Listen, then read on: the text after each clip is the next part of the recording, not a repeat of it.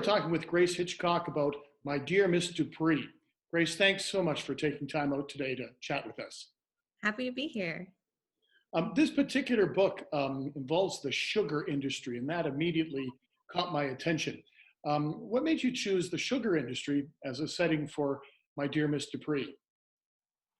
Well, a couple of years ago, I discovered Newport Mansions for the first time in Rhode Island. And while I was there, I learned about the Domino sugar family and how they made their money that way. And it just sparked something inside of me, and I wanted to write a story. I just had no idea that that story would one day turn out to be My Dear Miss Dupre.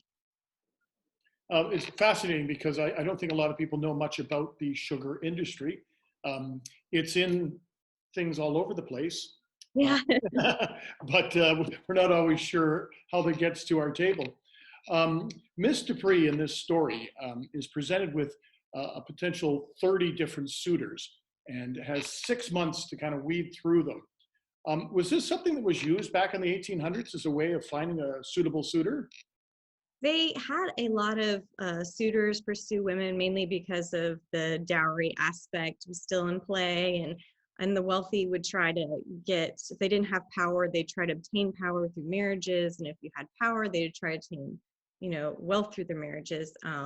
So they would, so yeah, so there would be a few suitors, but not 30. 30 was a bit excessive, but it made for a fun story. Yes. Well, nowadays you would find that on an app, I'm sure, on your phone. There would be a way to go through suitors. Maybe there should be a suitor app or something. Yeah. I'm also interested in the name of the series for the books, American Royalty. What is behind that image for you? For me, with the Gilded Age, it just seems everything was, for the wealthy at least, very bright and glittery, and everything was about the sense of nobility that you would have, that they didn't have in America, but they would, seek after in England. So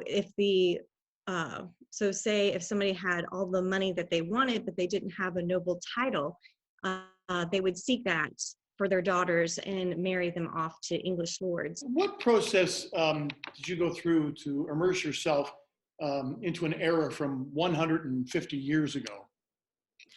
I read a lot of Victorian novels during the quarantine. I think I very much surpassed my reading goals last year, but I do read a lot of Victorian novels, and then usually every book I pick up a nonfiction piece in the Gilded era, Gilded Age, and then I watch a lot of period shows just to really get into the voice and the setting and the colors that they would use. So it's a fun era to research. Mm-hmm. You wrote your first novel back in high school. I'd love to hear a bit about that book specifically, but also how that led to what you do today. Yeah, so it was one of the perks of being homeschooled. My mom knew that I really enjoyed writing. So before I went to college and got a degree in writing, she wanted to make sure that this was actually something I wanted to do and not just like a dream that I had. So for my senior project, I wrote a novel, and it is awful, but it showed me that, with a lot of hard work and study, I can write a novel, that one will stay in a drawer forever. But it really did show me that I had a love for it. So I went on and got my master's in creative writing as well as my undergrad, because I just loved it so much. Yeah, well, and there's the spark, because it started in high school, and I don't know that it would be awful. One of these days it may creep out somehow, who knows? It's pretty bad. Well, Grace, thank you so much for taking the time today to tell us about My Dear Miss Dupre, and I wish you all the best with this new novel. Well, thank you so much. I'm so happy to be here.